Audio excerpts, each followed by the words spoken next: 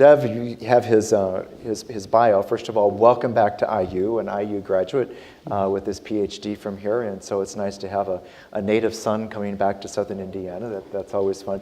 But he's got such a great background for the topic that we're talking about today, because he's had experience as a consultant with McKinsey. He's been a vice president of the World Bank. He's been part of the World Economic Forum. He's worked with the G8, the G20. I mean, if there's anybody that has a wonderful opportunity to have a perspective from multiple vantage points, it would be Dev. And so as a result of that, we talked about several things that we would like to go over for this session. And I think that you'll find his comments, not to put pressure on, but his comments very enlightening. And we're going to try to go for he and I having some conversation here for about the first 20, 25 minutes or so, but then would like to open up to the audience for the rest of the time. And so let me just start, given the setup I just made of, given his multiple vantage points, multiple positions, and observations that he has had from around the world. I was wondering if you could just kind of give us a general overview of what your observations are on this topic of business and peace, just from the career that you've had and the different perspectives. Sure. First of all, it's terrific to be back home in Bloomington. I grew up in Singapore, so my first 22 odd years, was spent in Singapore, and then I was shocked in Bloomington, right? I recall that day when, and no one told me that you landed at Indianapolis, right? So when I made the booking to land in Bloomington, one of those small puddle thumpers. And so arrived into Bloomington, and here was a city boy, right? Growing up in a largely multiracial country, and that cab ride, I'll never forget that cab ride from the airport into campus. And the first store that I see reads Arab Pest Control, right? And I was just completely shocked and overwhelmed, right? Now, of course, my Hoosier friends later told me that it was pronounced Arab, right? It didn't do me much good, right? But that was my introduction to Bloomington. But then, meeting my wife to be over here and having our first child in Bloomington and so on, the rest of the ride was absolutely wonderful, right? But that was my introduction to Bloomington.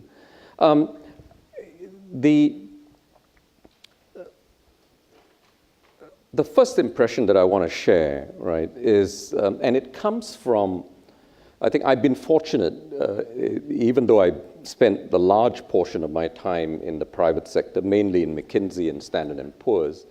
I spent the past 6 years dealing with the public sector, through the World Bank and so on. But even though I was in the private sector, I had always been drawn to that confluence of how the public sector and the private sector works. So, that was always the mainstay. And so from that vantage point, right, of the public-private dialogue, and a number of other speakers have also brought this up, right, the importance of that. 3 observations. You'll notice that in recent history anyway, right, the public-private dialogue, from my vantage point, really began taking place at the same time or coincident with Michael Porter's work, right, on the competitiveness of nations and so on, which drew, a greater interest in the public-private dialogue, right? So you had countries focusing on industry clusters and how you grow that, and the East Asian tiger experiences were all, of that form, right, of public-private, and how you actually brought these different groups together. And I think to a great extent, it has been largely successful, what came out of it, especially, in the East Asian context. Although, for every success, you can also show any number of failures, right, in the public-private dialogue. So that was one particular observation. It accelerated in the 80s. I remember doing a project for the Malaysian government. It was led by the then Prime Minister Mahathir, and they were interested in building industrial clusters and whatnot. And, Prime Minister Mahathir had to step in to ensure that his public sector people sat in the same meeting room, right, with the private sector, because they refused to.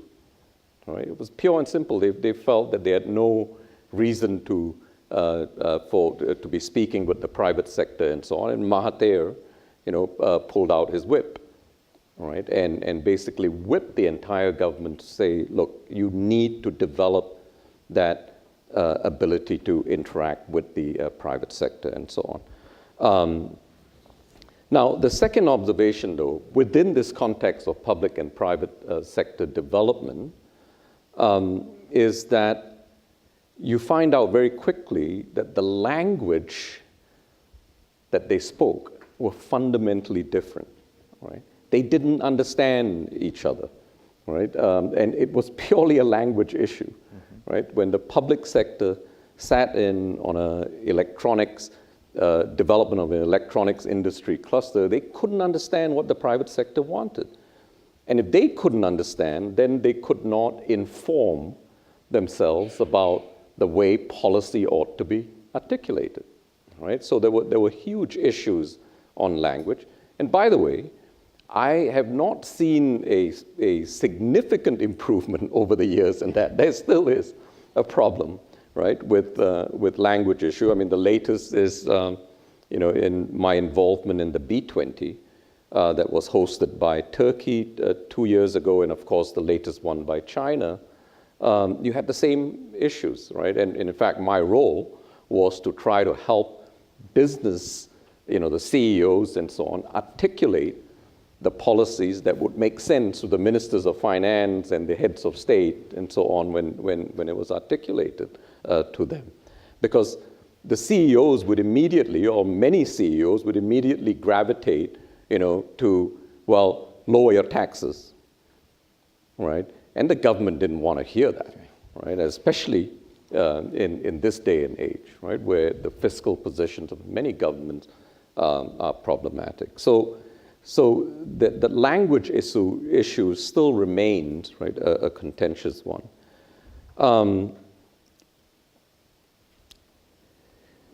Over the past 30 years, and the third observation I'll make, right, is the realization by a number of governments of the importance of providing level playing fields, all right? And I think this is an area where there are still problems, right, in trying to get a level playing field, but we, in the global economy, have probably made the most distinctive advances when it comes to this particular. You see it in Africa, by and large, right? Over the past 10 to 15 years, there have been immense improvements, right, in investment laws and so on. I'm not saying that we've overcome the problems. There's still significant ones, but relative to 30 years ago, we've made significant improvements.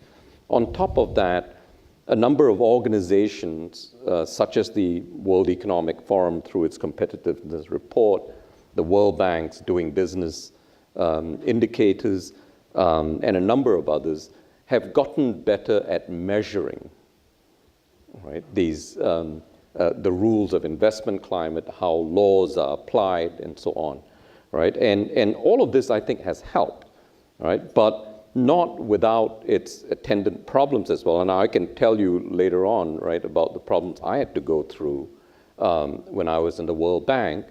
Part of my portfolio was in the Doing Business report. And it was a politically challenging one, right, because a number of countries just did not want to be ranked, right? They felt embarrassed by it and so on. And whereas we in the bank, decided to take it, says, well, look, more transparency is better. So let's put it out, right? And let that be its own tool to spur governments into action.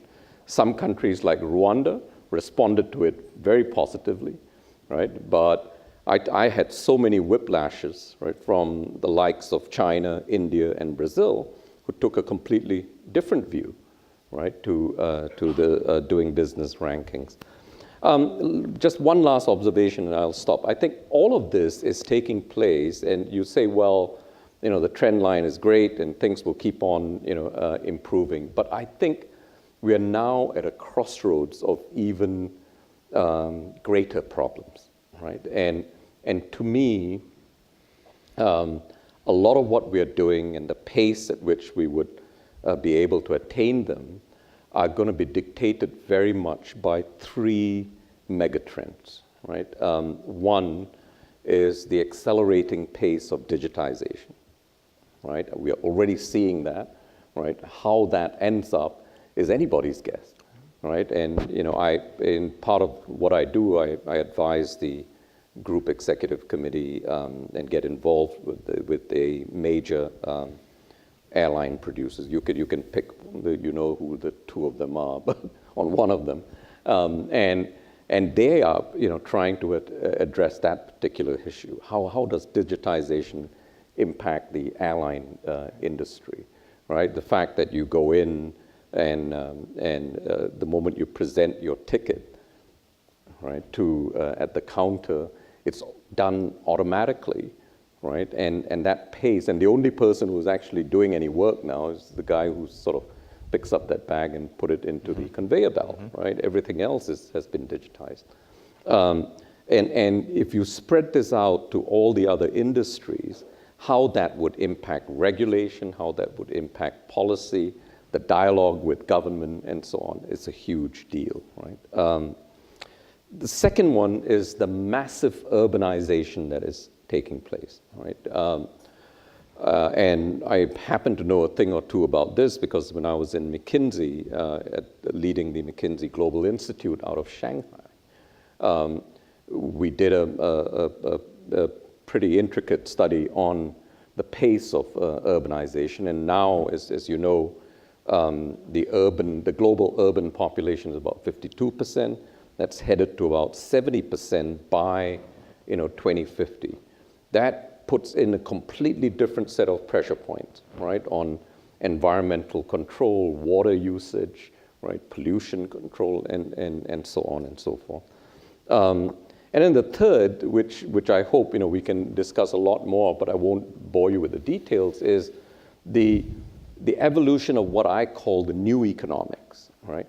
Look, unfortunately, and the professors here may not like this, but a lot of what you've learned, or what I learned in Economics 101 and 102 are becoming irrelevant, right? It's becoming irrelevant because of the state of play of economics. And if you haven't read him, I would encourage you to read Brian Arthur, right, who's done quite a bit of work on this entire notion of, jobs.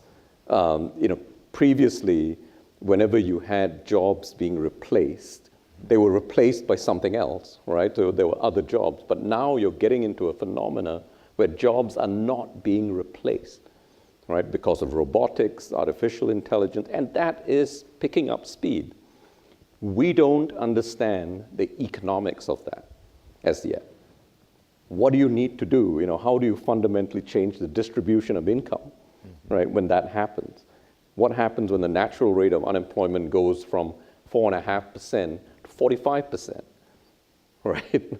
And so on. And so, look, all I'm saying is think of these, right, of what we're talking about, business and peace, as a very dynamic process, right, that is going to be informed by these megatrends, by these changes. And megatrends are not probabilistic. We know it will happen. Urbanization is not probabilistic. It will happen, right? The evidence is there. So let me stop at that. And then Okay. All right. Very good. That's a great start and great overview. One of the things that actually surprised me a little bit about today is, with just a couple of exceptions, no one has tried to get their hands around what we mean by peace. And so I'm wondering, as you're talking, what do you think of when you think of peace? I mean, one model could be peace is the absence of bloodshed. Another is a more Gandhian notion of peace is social justice. Some people, like myself, have tried to blend those two, that if you have, the way you avoid absence of bloodshed is to have some degree of social justice, but you can still benchmark it to absence of violence. But what's your sense of the peace that we are talking about, even, or should be talking about, in terms of business and peace? Look, on this score, and I'm not coming at it, from the viewpoint of a theoretician, because I don't know, right? But as someone who's been exposed to the practice of business, right, in its various forms, let me at least focus the discussion on what businesses think about peace, right? Okay. I think the problem here is that having worked with both sides, the public sector, I believe, happens to have a better view, right, about the definitions of peace and so on, because it's part of their bread and butter, right? You need to do that. On the business context, I'm not sure, right? Look, as I was mulling over the title, business and peace, right, and I asked myself, how many times have I been in corporate boardrooms where that word peace has been mentioned, right? Almost none. Right? It doesn't come about, right? So it's not an obvious thing, right, to business. That doesn't make it less important, right? Because I think it's just the issue of context here. Businesses have got one aim, right? And that is to ultimately ensure that their bottom line is a healthy one.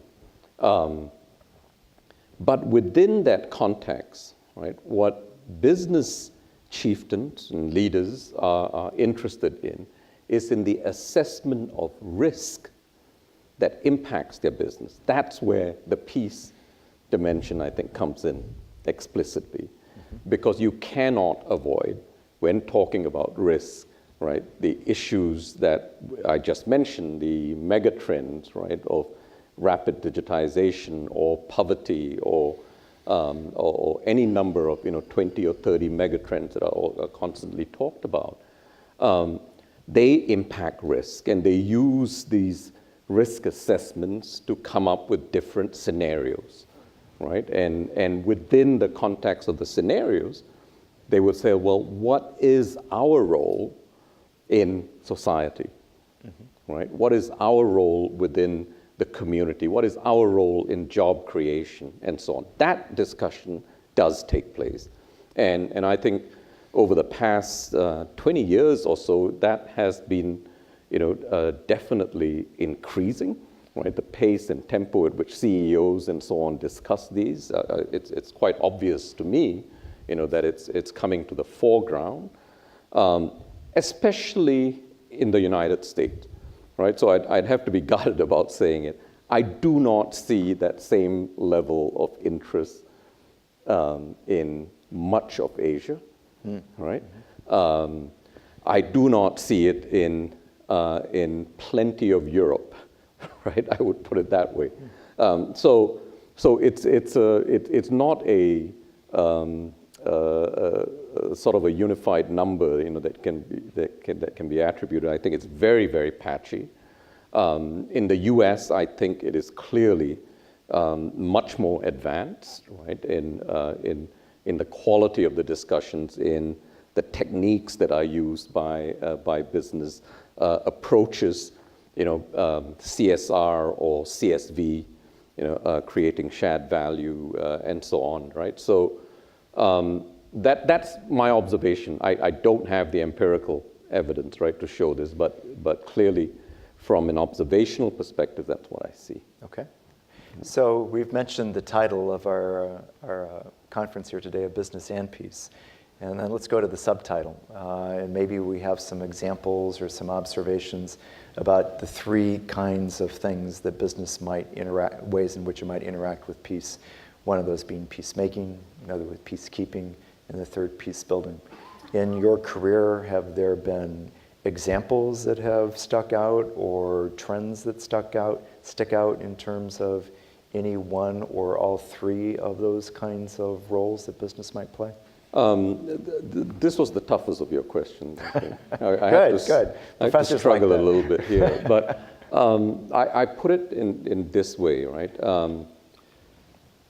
There are, in peace, or the context in which peace needs to evolve, you've got the zones of conflict, right, and the other arenas. In the zones of conflict, there's always that chicken and egg problem, right? I mean, businesses are rarely going to go in, right, in zones of conflict. Now, in the World Bank, we had a term for it. We called it fragile and conflict-affected states, right, which I would classify as zones of conflict anyway.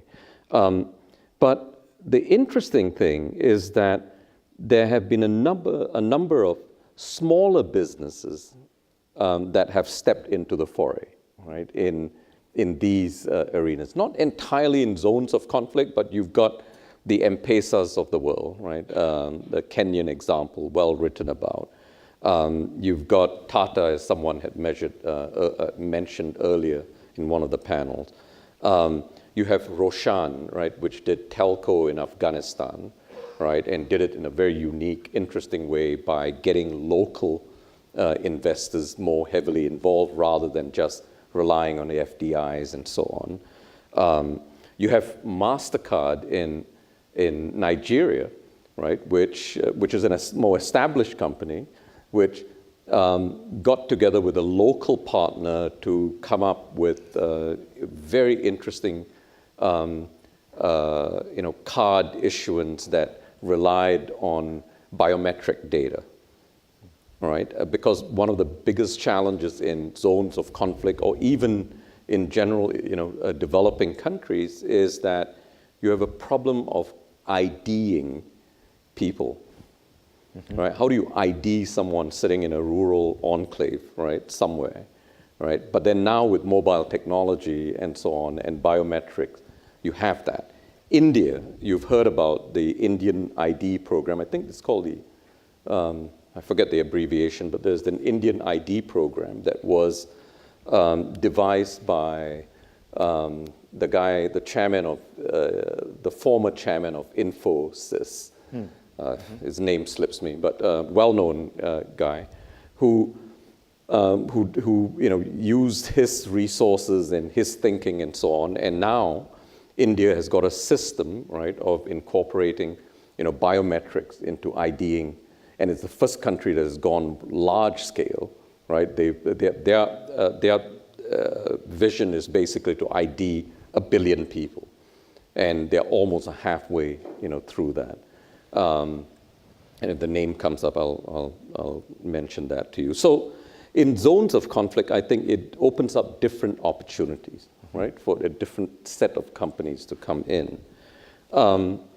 Most of what is taking place in business in the context of peace is, I think, the last dimension, right, on peace. You mentioned peace. Peace building. Building, okay. Right? And I think that businesses participate in that context, right, in sustaining growth, right? They don't call it peace, right, but it's in sustaining growth. How do you establish long-term growth and appropriate trajectories to survive, right, in the business? And here, 3 things stand out. One, by participating in public-private dialogue, right? So my mentioning the B20, that's a public-private dialogue, right? That takes place by mentioning any number of countries have got these industrial development programs, cluster-based development programs that require public-private, right? How many of you knew that Silicon Valley was a public-private joint venture, right? So it was not something that just the private sector came up with, right? It was a public-private coming together of sorts. Second observation in this context is big businesses' interest and involvement in global value chains, right? I think this is one of the most important arenas that is opening up, right, in the business world. It's beyond supply chains, right? It's much more than that, right? The definition of a global value chain. And they're making significant inroads. I mean, Apple's global value chain is incredibly extensive, right? Literally thousands of companies, many of whom are small and medium enterprises. And by accelerating these processes, they are basically enlarging their networks, right? And yes, it serves their profit horizons, but it also serves them in so many other ways, right? And finally, this is an interesting phenomenon. When I was a leader in the McKinsey Global Institute, mainly working out of China, McKinsey was one of the only firms that had a pretty reasonably well-established internal think tank, right? It was, I think, one of the originators of that, right? There are others as well. I'm not saying that McKinsey is the only one, but they were one of the most prominent, right? Now, literally every other major corporation, at least in the US, right, and many in Europe as well, have their internal think tanks. And these are performing a huge function in making knowledge marketplaces a lot more accessible, right? Because a lot of these are not just coming up with proprietary databases internally, but any one of you can go in, for example, and look at the work that's done out of the Google Institute or the McKinsey Global Institute or BCG's Institute and so on, right? And this information is free. So that expansion, I think, is an interesting twist, right, to how corporations are playing a role in advancing the debate on business and its role in society and so on, because they don't only focus on their product lines, right? They go way beyond, right? I mean, I know MGI pretty well, but if you want to look at interesting topics on financial inclusion, MGI has done them. Poverty alleviation, MGI has done them. Got nothing to do with the bottom line, right? But because companies are beginning to feel that it's an obligation on their part to get more and more involved in these arenas. And I hope that we'll see more of that. So let me pick up on a couple things. Earlier today you were saying, or just now you were talking about the megatrend of digitization. And then earlier when Congressman Hamilton was up here, he and I were talking about how governments have a primary role in negotiating peace treaties and securing borders, and they have an interest if this violence that is erupting. One of the consequences for both telecommunications and the internet, they are both built on this digitization. And that makes it harder for countries to control their borders. And so do you see these mega trends that are developing, making corporations almost into their own political entities apart from the nations that they come from? And so the companies are essentially negotiating their own borders? Or what's the relationship that you think that might exist between control of borders and this ability to cross borders or permeate borders? It's a very interesting question, but I think that, let me relate it to an actual discourse that took place in the World Bank, which I was involved in. I happened to bump into the Attorney General, the then Attorney General of Singapore, in a flight from Seoul to Singapore. And and I knew him quite well, and he brought up this issue of cybersecurity, right? This was about 4 or 5 years ago, and he was imploring me to say, look, you're a World Bank official. Can we somehow get the bank to be more interested in this topic? Because we weren't doing anything there on that area. And I was saying, well, why? I'd be happy to talk to my president, Bob Zellick, right, on it. But why? What's the justification? And he said to me, he says, look, a country like Singapore, and there are many others like Singapore too, like Switzerland, the financial centers, City of London, New York City, and so on. They're all in the same boat, right? If they've realized that if they get whacked with a cybersecurity breach, it will bring down their economy, right, overnight. I mean, you ain't seen nothing yet. If you think that the financial crisis was big, right, if you're hit with a major cybersecurity issue, right, what are the consequences of it? Now, why is this relevant? It's relevant because technology has gone by so quickly, right, and regulation is lagging that by several years. In this case, in cybersecurity, someone told me, it's been lagging by 30 years, right? We're subject to the European Council's laws, right, which were formulated about 30 years ago, that cannot take care of cybersecurity issues. The issue with cybersecurity is the moment it takes place, it becomes cross-border, all right? And if it's cross-border, you are not going to deal with it unless you have the set of laws, right, that enable you, right, to interdict internationally, right? Now, coming up with those set of laws, I mean, can you imagine how difficult that is, right, to do? But so I don't think corporations can, try to handle all of this themselves, right? I mean, these are issues that you've got to have government, right, taking the leadership on it. Whether it's achievable or how long it will take to it, I have no idea. But, as a consequence of this discussion, we began having discussions with, we meaning the World Bank, began having discussions or reaching out to the Department of Justice here, in Germany, in the UK, and so on, to begin to reassess, what you need to do in order to take care of these border issues.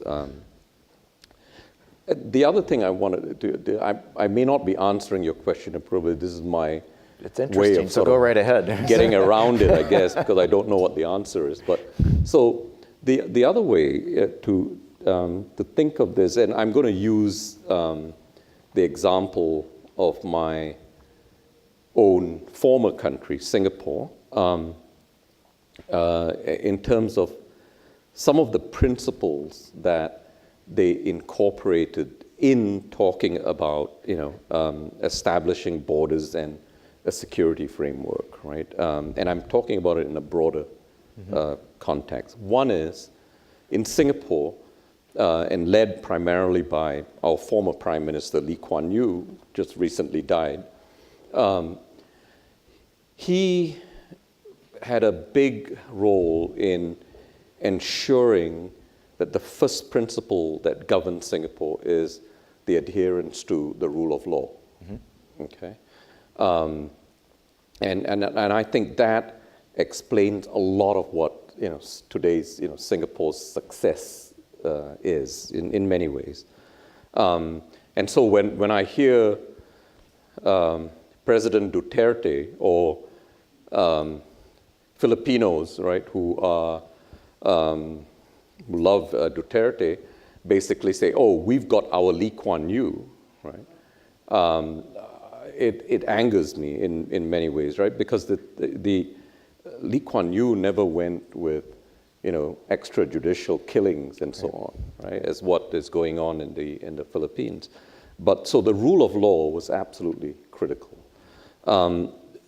which actually explains, in my view, why China, I should say this anyway, but anyway, China is actually a question mark for me, right? When it comes to rule of law and so on, it's not on firm ground. Number two, a corrupt-free society. And yesterday, I had the chance of sitting with some of my colleagues over dinner, right, the IU Memorial Union, and this topic came about, right, as why containing corruption is such a critical dimension. And it is not a critical dimension just from the perspective of the rules and regulations, right, that you put forth, or the rule of law, right? That's absolutely critical. You need the codified, set of rules and so on. But, and here again, I think Singapore played a critical role, is how the leadership, right, how the leadership engendered a sense, of importance to corruption. Let me paint to you a clearer picture on this. And here I'm personalizing it a little bit. My dad was one of the founding members with Lee Kuan Yew and 3 or 4 others, right, in early Singapore. And I was only a 6 or 7 year old at that time in the 60s, and of course he played a big role in foreign relations and talking with at different foreign conferences representing Singapore and so on. And I was always confused, and this came about much later when I was 18 or so. I asked my mom, says, why was Dad always carrying a bag of white powder? Right? And it just came up in a dinner conversation, right? I said, what the heck was he doing, right? This yellow, everywhere he traveled, he would carry a bag of white powder. And my mother then told me, said, well, that was detergent, laundry detergent, all right? So here, and the reason why I'm bringing this up, and by the way, I shared this with a leader in Africa when I met him in the World Bank about dealing with corruption and so on. The leaders in Singapore felt, and we were fortunate, the Singaporeans are fortunate in many ways, right, that we had a set of leaders who came together who were incorruptible, right? And these people were so afraid, right, of using public money to pay for laundry services in 5-star hotels. So they washed their own underwears, all right? I was wondering where this was going, I have to say. But this was it. The thing which I'm trying to say here is you cannot fight corruption unless the leaders set that example.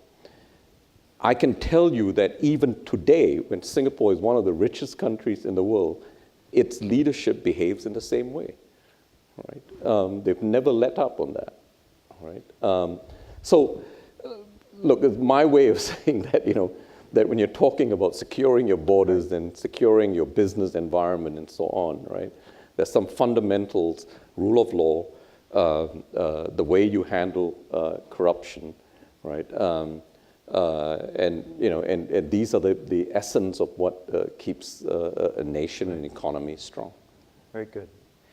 I have some other questions that I could ask, but let's open this up here for a little bit in case there are some that you would like to ask to make it bigger than a two-way conversation. You have one over here? Thank you for your discussion. Mm-hmm. It's very enlightening. My question is on the issue of the public-private partnership in terms of promoting the business practices, the peace, especially in fragile countries. Could you share some of your experiences during your times with the World Bank Group? Sure. In fact, Rwanda has been mentioned quite a few times. So, and Rwanda was to us a sort of a success story in many ways, right? Although you have the other side of what goes on, right? And in the public discussion, President Kagame is, attacked for being sort of a ruthless leader as well. But putting all of that aside, and I'm just using Rwanda as one example, I think there's several other examples that you can bring forth.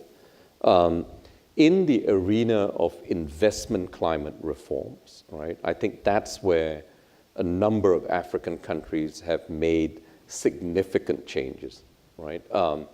This is over and above the democratization process, right, that has taken place in Africa over the past 20 years now. Again, some would argue that it's sort of gone, it's taken one step forward and 2 steps back and so on. Fine.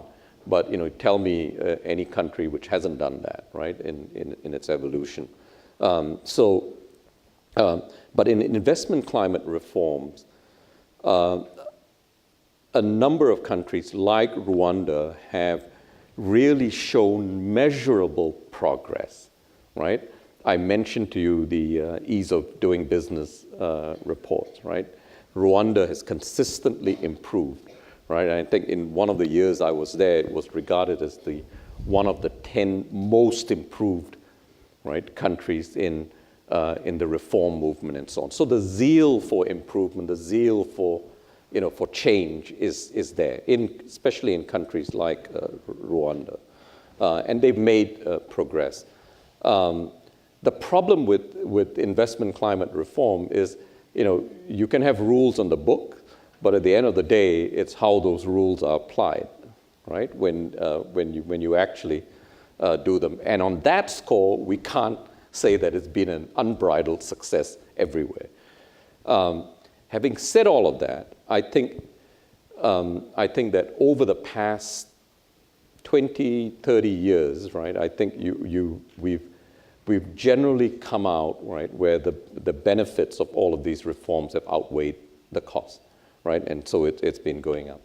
Where we've had less success, in my view, is in corruption, containing corruption. And as I said, I remember a meeting where I had a meeting with the Rwandan cabinet, right? And I told them this story, right? I said, about my father's detergent, right? That you really needed to show this. You as leaders, right, needed to show it. It's not just putting stuff in the law books, right, before anything happened. And just digressing a little bit, if you want to know of a country that has got every damned rule, right, in the book written, right, China. Go to China, right? Every rule is written, right, except none of it is enforced. All right? None of it is enforced, right? Environmental protection, now, if I'm not mistaken, the EPA hires something like 30,000 people in the US, all right? The EPA. Why? Because we've got draconian, rules and regulations and so on, but you need to enforce them, right? In China, you've got 300 people running their EPA, their equivalent of EPA. How do you enforce rules, right, with that kind of a structure? So it's not just the laws on paper, but it's the enforcement structure, right, that very frequently befuddle the economy. Other question, Levon? We talked a lot today about business and government and public-private partnerships, but we've not talked a lot about the role of education and higher education in the ecosystems that are required in order to propagate those businesses and ultimately peace.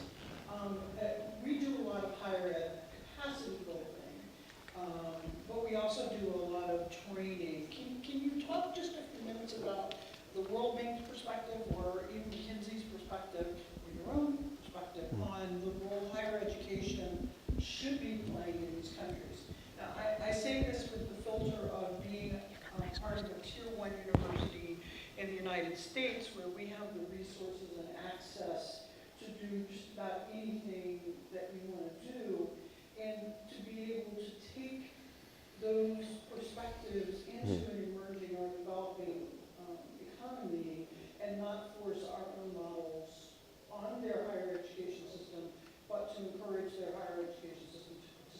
Yeah, yeah.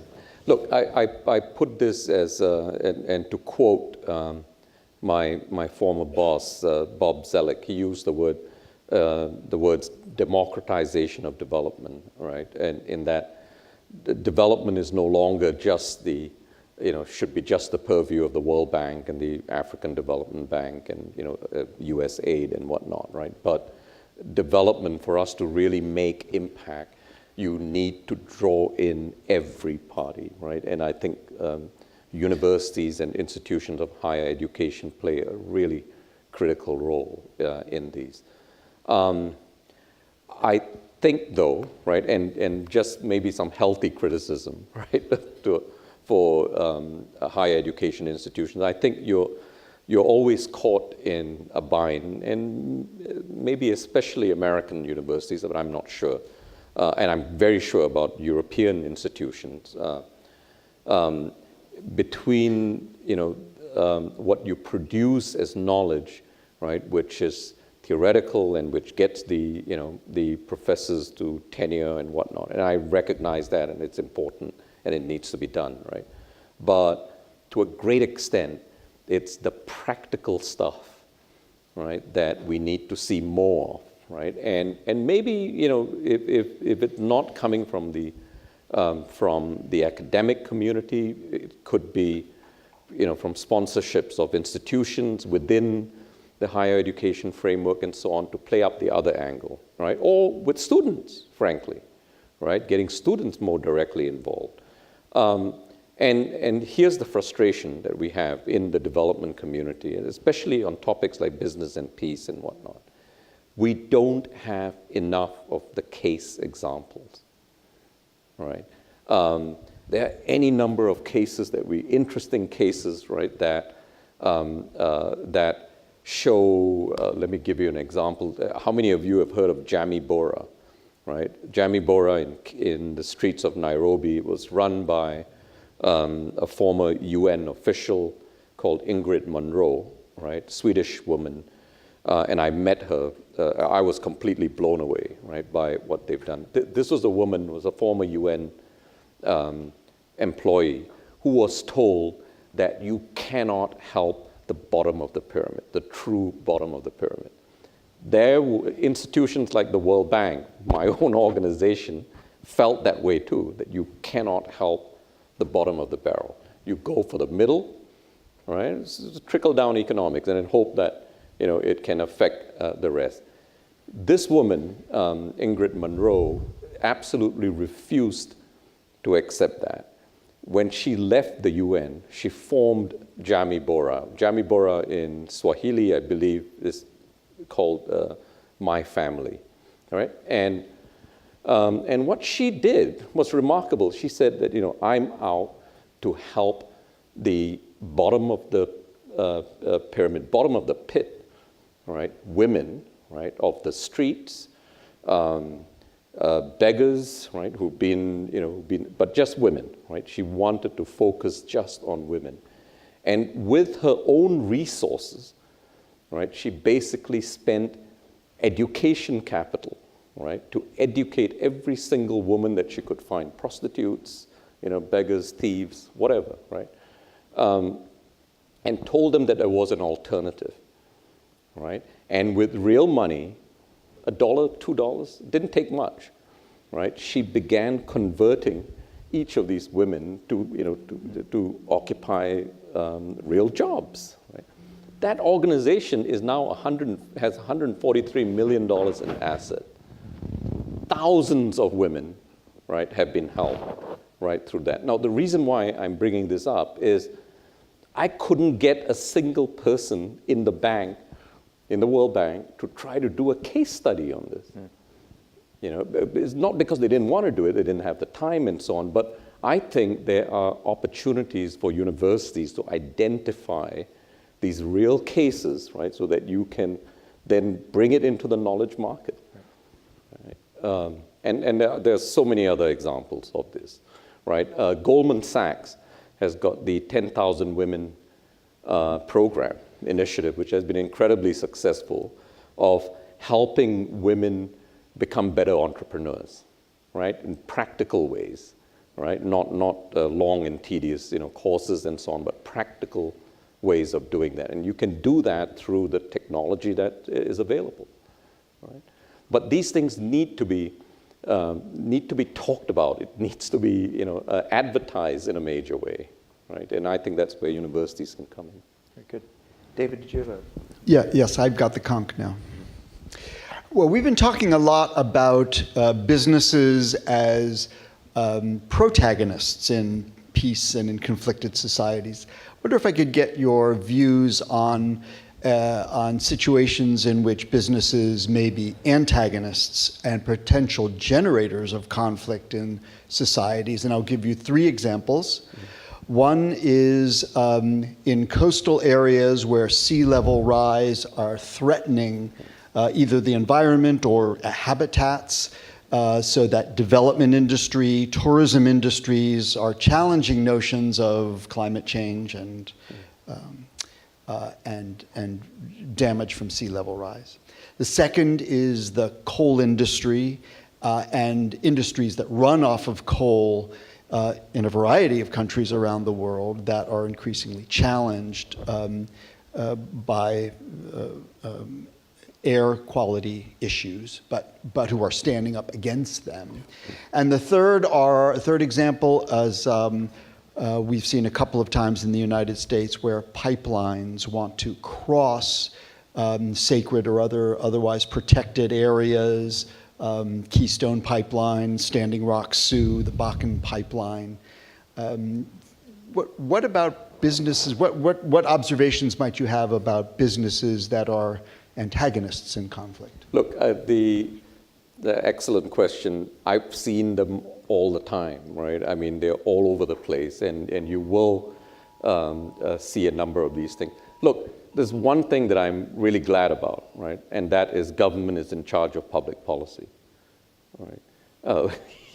Here or as anywhere else, I think the role of the private sector is to interact with government, right? Not to make public policy, right? And it is precisely for reasons like that. When it comes to the public good, right, in economics, when it comes to the public good, there's an explanation for why governments ought to lead in that particular dimension. And I'm glad for it, right, that it does take place that way, because for any one of the protagonists, right, that we can talk about, there are any number of, there's probably 5 others who are exactly, on the opposite. There are many more businesses who do not participate in the discussions with the public sector, as they are, those who do.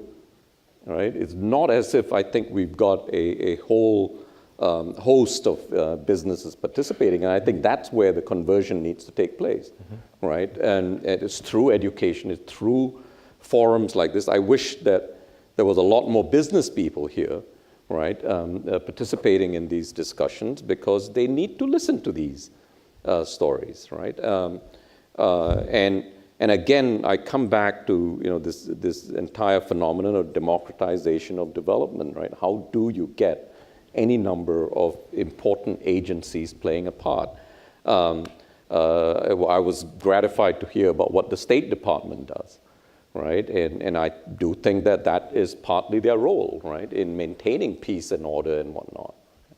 But I don't have the solutions for it, but I acknowledge that clearly is a problem. If I could weigh in on that a little bit, I'm so pleased that came up at 2:25 today. And the reason is, when I started my work on this 17 years ago, I usually had to spend the first hour or 2 with the charge of business is always the bad guys. Always the bad guys. And what are you talking about that they might do something? It's interesting that now we have reached the point where it's almost at the end of the program, and we've been talking about all the things that business could do.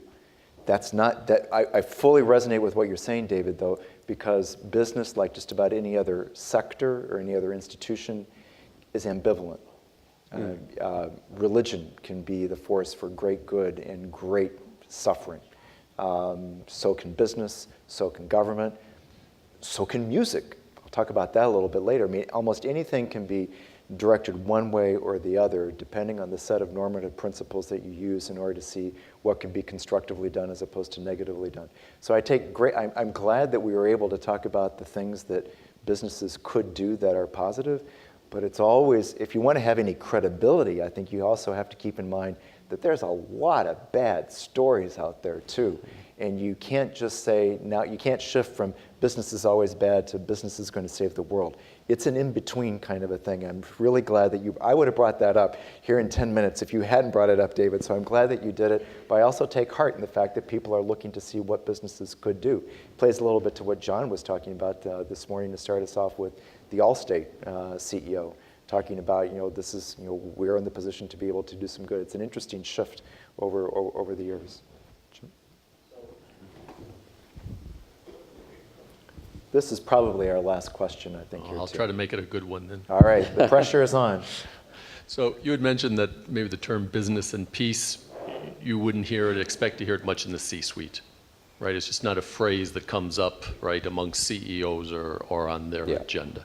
But if you were being tactical and thinking where would be the right item on the agenda, if you were looking for a place to start to introduce it, you have some suggestions just based on your experience where we might, embed it or where it might be nestled in as a way of introducing the concept into some business leaders who it's just totally off their radar screen. I'll stick my neck out a little bit here, right? And I know that businesses do, quite a bit in different ways, especially the major corporations in the U.S.